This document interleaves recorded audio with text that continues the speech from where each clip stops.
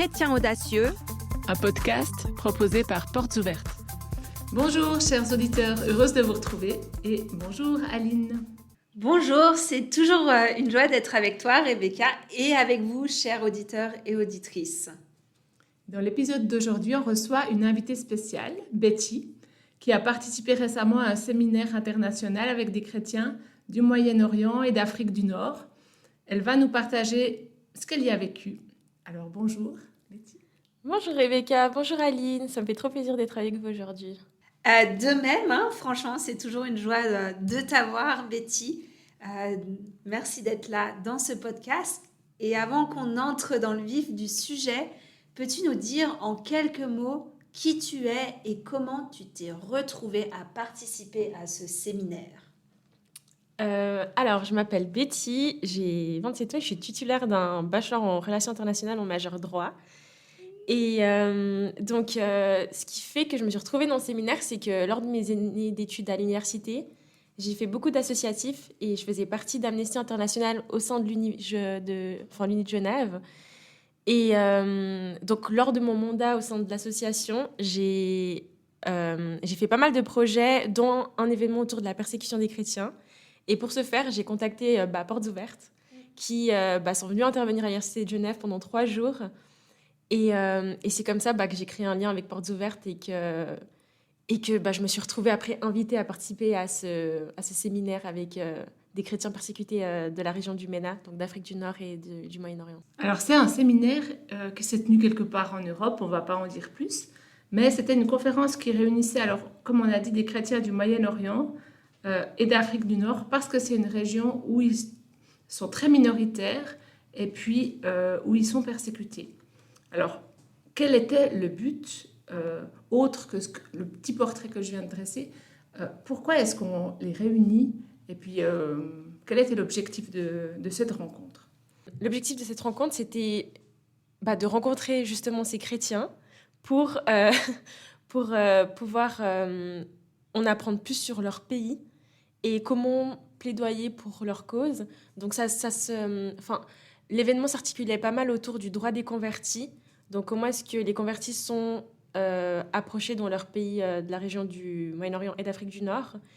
Et donc, on a appris déjà qu'est-ce que c'était que la justice selon la Bible en étudiant un document du révérend et docteur Safwat Adel Marzouk qui expliquait en fait tout ce qui était la traduction de l'hébreu à l'anglais et au français sur comment est-ce que la justice était articulée dans la Bible et comment est-ce qu'il fallait l'interpréter. Et à partir de là, pourquoi est-ce que c'était important pour les chrétiens de justement chercher cette justice pour nos frères et sœurs en Christ qui sont persécutés dans cette région-là.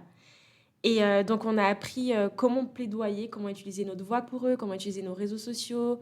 Et donc, c'était un peu tout l'objectif, c'était vraiment ça, de comment pouvoir les aider en plaidoyant, en fait, pour leurs droits. Ouais. Juste pour avoir une idée, vous étiez à peu près combien? Et ça a duré une semaine? Alors, on était une vingtaine au moins. Ouais, une vingtaine. Et ça a duré 5 jours. Voilà. Donc une vingtaine entre des personnes comme toi, des étudiants de différents pays occidentaux. Oui. Et déjà compris les personnes du Moyen-Orient et d'Afrique du Nord. Voilà, c'est ça. Ouais. Donc un relativement petit groupe où les relations ont dû être assez personnelles. Oui, franchement, c'était en dehors des séminaires, on a quand même réussi à créer pas mal de liens entre nous, ce qui était assez sympa. Et puis aussi, on a réussi... déjà de base, on ressentait quand même cette relation qui était présente alors qu'on ne se connaissait pas du tout. Donc ça, c'était déjà incroyable. Mais encore plus quand on pouvait partager ce qu'on vivait. Et puis, beaucoup nous partageaient les réactions de leur famille, par exemple, après leur conversion, ou bien les réactions de leurs amis, des États, ou s'ils ont eu des amendes ou de la prison. Ils témoignaient de comment est-ce qu'ils vivaient la persécution.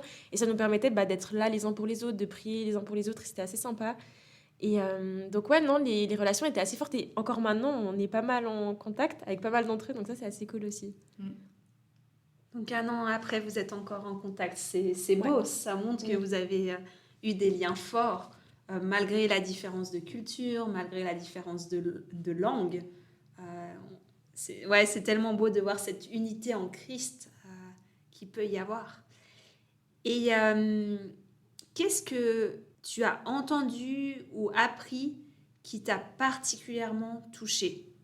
Parce que j'imagine que vous avez sûrement aussi fait des petits ateliers en petits groupes ou peut-être entendu le témoignage de différents jeunes. Est-ce qu'il y a vraiment quelque chose qui t'a particulièrement touché? Alors, ce qui m'a pas mal touchée, moi, c'était en gros un peu ce principe de on parle d'une région, donc Moyen-Orient et Afrique du Nord, mais au fond, chaque pays est complètement différent, surtout de comment est-ce qu'il vit la persécution. Et donc, ça passait de plusieurs. Enfin, c'était. Il y en a qui avaient des amendes parce que bah, ils avaient des bibles dans les mains, et puis il y en a, ils risquaient leur vie complètement parce qu'ils ne pouvaient pas juste être chrétiens dans leur pays. Enfin, il y en a qui se sont même pas présentés avec leur vrai prénom lors de ce séminaire parce qu'ils, malgré le fait qu'on soit tous chrétiens, ils avaient quand même bah, peur pour leur vie, donc ils devaient se cacher derrière un faux nom. Et puis, je pense ce qui m'a le plus touché, c'est ça, c'est comment est-ce que chacun vivait sa persécution différemment. Du aidez-nous, mais nous, ça ne nous dérange pas de parler. Dans notre pays, on va risquer des amendes, mais c'est pas grave, ça ne nous dérange pas d'avoir des amendes. Et puis de l'autre côté, c'était s'il vous plaît, ne connaissez pas mon prénom, ne le divulguez surtout pas, et puis juste écoutez-moi, mais après, on s'est jamais connus, quoi. Donc ça m'a quand même pas mal touchée, et puis ouais. Et ça, est-ce que tu dirais que c'est vrai, ça dépend vraiment de chaque pays? Est-ce que par exemple un pays a plus un type de Bah, enfin, persécution ou... bah, il y avait des pays comme, par exemple, on va dire l'Algérie, qui, enfin, pas mal d'Algériens, Algériennes qui disaient qu'ils pouvaient, par exemple, pas forcément avoir de... Enfin, ils nous ont, par exemple, montré des vidéos pendant un plein culte. Enfin, ils étaient en plein culte, et puis la police qui arrive et qui embarque le pasteur et qui annule tout, quoi. Enfin, je veux dire, c'était ce type de persécution. Alors que de l'autre côté, bah, j'avais des Iraniens qui disaient que bah, les femmes, en tout cas, elles n'avaient même pas la liberté de vivre en tant qu'elles. Enfin, elles devaient vivre comme des musulmanes parce qu'elles n'avaient pas le droit d'être chrétiennes. Enfin, c'est dans le sens où il y en a qui avaient le droit d'être chrétiens, mais quand même, on veut pas que vous le soyez. Puis il y en a, ils n'ont pas du tout le droit de l'être. Et c'est vraiment, si on vous trouve, bah, c'est fini. Enfin, je veux dire, il y a des personnes âgées qui se font arrêter et qui finissent dans les pires prisons d'Iran, quoi. Enfin, c'est pas... Donc c'est vrai que c'est très différent quand même. Mais c'est aussi pour ça que bah, lors de ce séminaire, on a appris justement à comment plaidoyer selon certains pays. C'est-à-dire que si je veux plaidoyer pour des Iraniens, ma façon de plaidoyer, elle peut justement mettre des Iraniens en danger, alors que je peux utiliser cette façon qui mettrait des Iraniens en danger en Algérie, puis ça fonctionnerait très bien pour eux, et puis ça peut même en libérer de prison. Donc c'était un peu le but justement de ce séminaire, de faire attention à comment est-ce qu'on le faisait, et de faire attention bah, un peu à la géopolitique, et puis comment les choses se passent dans chaque pays, quoi. C'est vrai que tu parlais de l'Iran. Ça fait maintenant un moment que c'est dans l'actualité pour nous et dans les nouvelles qu'on diffuse. Alors, on a parlé beaucoup dans nos communications du fait que l'Iran est enseigné via des plateformes numériques et puis que le blackout a eu par exemple des conséquences terribles parce que en Iran, bah, il n'y avait plus d'accès à l'enseignement ou à l'église de maison digitale pour plein de réseaux souterrains comme ça.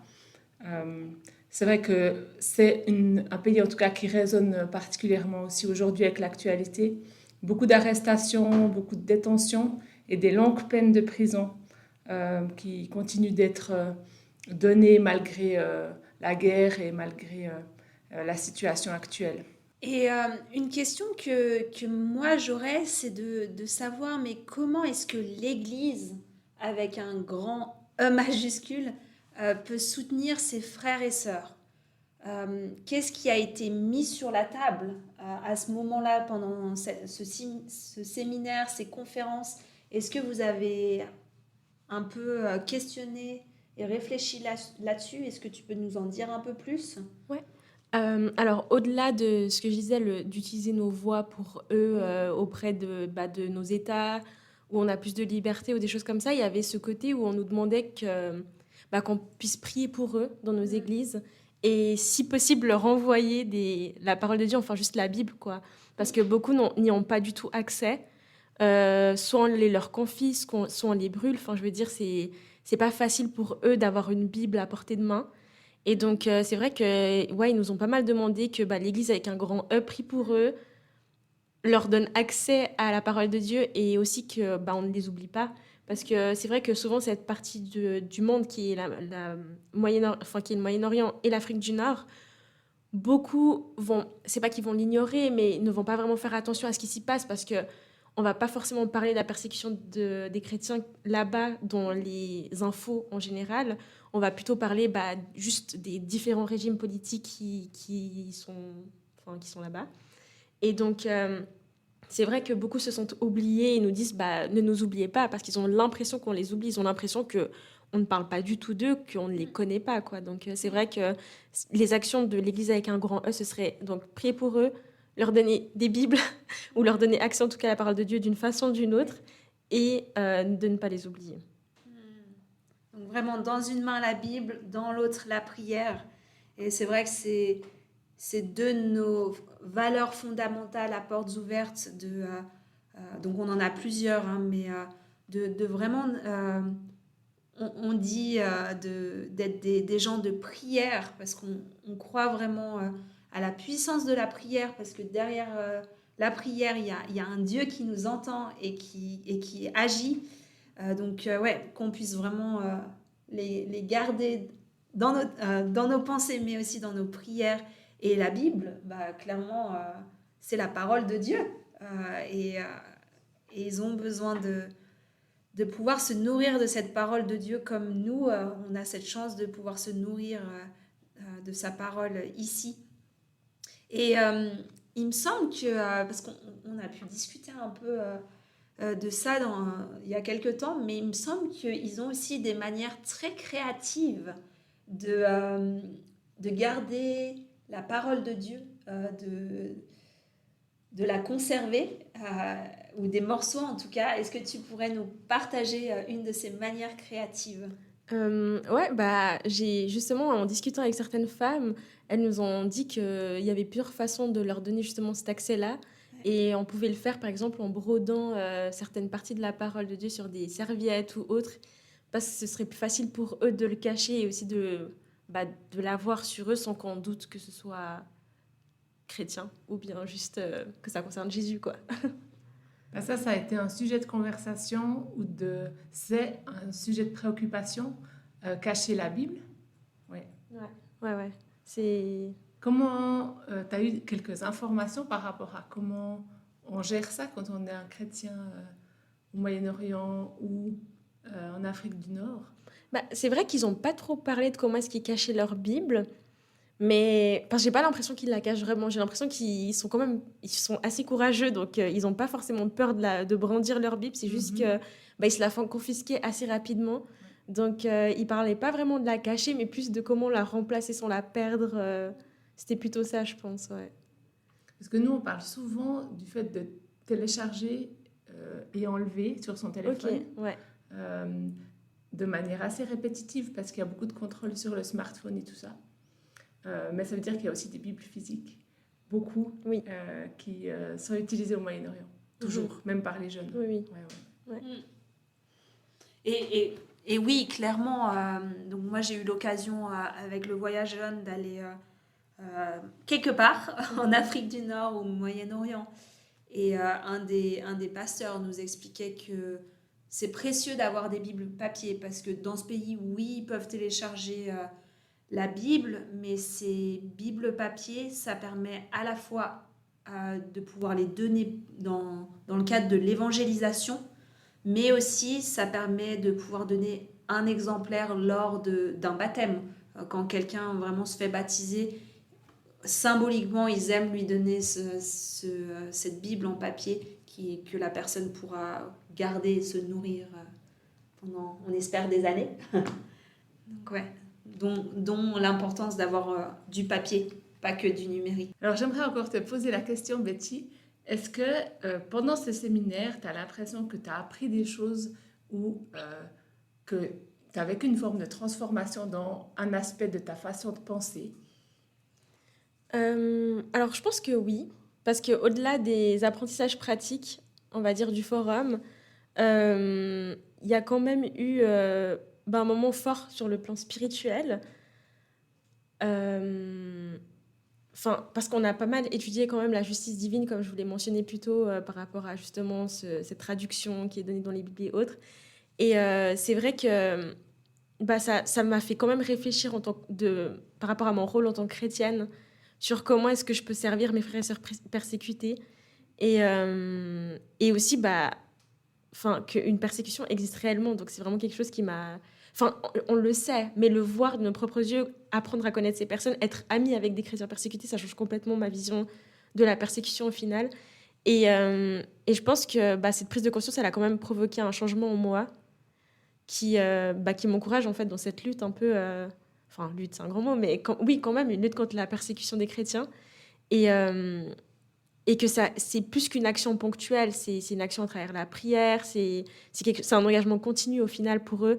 Et puis, c'est être une voix pour ceux qui sont réduits au silence.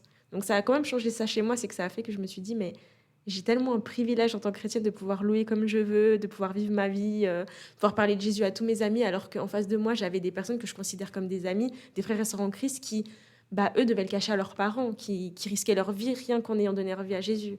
Donc c'est vrai que ça m'a bouleversée, ça a quand même changé quelque chose en moi, je pense. C'était ta première rencontre avec des chrétiens qui avaient cette réalité-là? Pas vraiment, j'en avais déjà rencontré d'autres, mais c'était différent. C'était Oui. très différent. Après, je pense qu'on peut facilement s'identifier parce qu'ils avaient le même âge et puis que ça reste des pays assez proches géographiquement, des pays de tourisme, des pays de vacances, euh, qui permet peut-être l'identification, non? Un peu dans le sens où c'était des jeunes il y en a, ils faisaient des études universitaires, il y en a d'autres pas. Et aussi dans le sens où il y avait des femmes, et moi je suis une femme également, enfin, je pouvais m'identifier dans ces aspects-là, mais c'est vrai que c'était quand même assez difficile parce qu'ils vivent vraiment une réalité qui est complètement différente. Enfin, j'imagine même pas leur matinée. Enfin, le matin, moi, je me réveille, je peux mettre ma louange sur mon téléphone à fond et puis faire ma routine du matin, alors qu'eux doivent se cacher pour aller à l'église. Donc, c'est vrai que c'était assez difficile de m'identifier à eux, malgré nos similarités qui étaient nos âges ou bien nos genres. Mais ouais. Est-ce que c'était particulièrement frappant pour toi, cette mise en perspective d'être une femme suisse ou d'être une femme du Moyen-Orient ou d'Afrique du Nord? Oui, totalement. En fait, j'ai toujours eu la cause des femmes à cœur, depuis toujours. Enfin, parce que je sais que dans certains pays, certaines n'ont toujours pas la chance de pouvoir s'exprimer ou être indépendantes. Et j'ai réalisé que la situation des femmes chrétiennes était encore pire. Et c'est vrai que ça m'a encore plus bouleversée, parce que je me suis dit, mais on les force à se marier avec des hommes qui n'ont pas la même foi qu'elles pour pouvoir justement les garder dans un côté, sous contrôle. Et, puis moi, j'ai la liberté de choisir si je veux me marier ou pas. Enfin, je veux dire, c'est pas... Il y en a, on leur retire leurs enfants à cause de leur conversion. Je peux même pas imaginer ce qu'une mère vit quand on lui retire ses enfants. Donc c'est vrai que ouais, franchement, ça m'a bouleversée. Et surtout, la situation des femmes en Iran qui doivent se voiler, se cacher, qui ne peuvent pas vraiment s'exprimer, c'est quelque chose qui m'a quand même assez touchée. Alors, nous, en tant que portes ouvertes, c'est vrai qu'on parlait tout à l'heure de notre ADN, du fait que la prière, la Bible aussi, sont deux piliers sur lesquels on fonde notre mission. Nous sommes des personnes de prière. La Bible est le gouvernail avec lequel on essaie de discerner les actions à mener. Et puis je trouve intéressant que vous ayez aussi eu ces piliers-là dans votre séminaire. Alors vous, chers auditeurs, j'aimerais bien vous proposer une action concrète qui est liée avec la prière suite à notre entretien avec Betty. C'est qu'on a une app de prière à Portes Ouvertes Suisse que vous pouvez utiliser facilement sur votre smartphone. Il y a un sujet de prière quotidien qui arrive sur cette app. Elle a plein d'autres fonctionnalités aussi, mais ça nous garde vraiment connectés avec les chrétiens persécutés et avec leurs besoins, et ça nous permet de prier, d'engager notre foi pour que le Seigneur intervienne. Alors, allez faire un petit tour sur notre site internet www.portesouvertes.ch /prière. Vous trouverez cette app à télécharger. Merci d'avance pour vos prières. Et le fondateur de Portes Ouvertes, Frère André, il a mentionné plusieurs citations qui, moi, me parlent encore aujourd'hui. Mais déjà, il a mentionné que la prière est une bataille. Et je pense que ça peut être facile pour nous ici de se décourager, mais j'aimerais vraiment vous encourager à prendre la prière comme une bataille, à vraiment vous y engager et à être fidèle, à prier pour nos frères et sœurs. Ça fait tellement une énorme différence pour eux. Il a aussi dit d'autres choses, donc je vais essayer de les retranscrire juste de mémoire, les redire.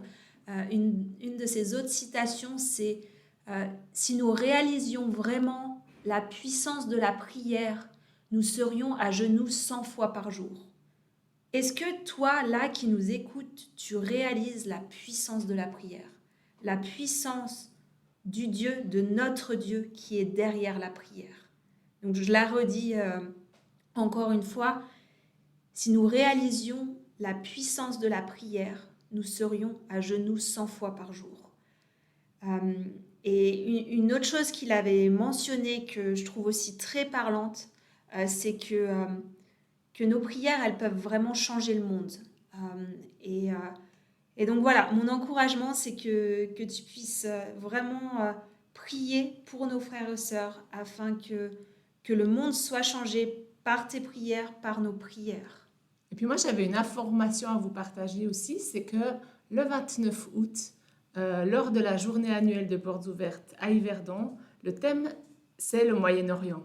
Donc, si les témoignages que vous a partagés Betty vous interpellent particulièrement, sachez qu'il y aura des chrétiens qui viennent de ces régions, qui auront le temps de partager leurs témoignages, leurs réalités, leurs défis lors de cette journée. Donc, venez participer volontiers avec nous. Et j'aimerais même rajouter qu'on a la chance d'avoir une de nos sœurs du Moyen-Orient qui va partager son témoignage. Donc, comme Betty l'avait mentionné, être femme dans ces pays, c'est déjà dur, mais être femme chrétienne, c'est, on pourrait dire, une double persécution. Donc voilà, moi je me réjouis de pouvoir l'entendre pour aussi mieux savoir comment soutenir nos sœurs en Afrique du Nord et Moyen-Orient. En tout cas, on se réjouit beaucoup de vivre cette journée portes ouvertes du 29 août, qui sera suivie de Audi Night sur le même thème du Moyen-Orient. Venez, on se réjouit de vous rencontrer aussi. Et on arrive déjà à la fin de ce podcast. Merci Betty de nous avoir rendu visite pour partager ce que tu as vécu. Et avec toi, on prie pour que nos frères et sœurs du Moyen-Orient, d'Afrique du Nord, puissent rester debout dans la foi. Merci pour ta visite, Betty, et à tout bientôt, chers auditeurs et auditrices. Bye bye! Merci à vous deux, que Dieu vous bénisse, ainsi que tous vos éditeurs.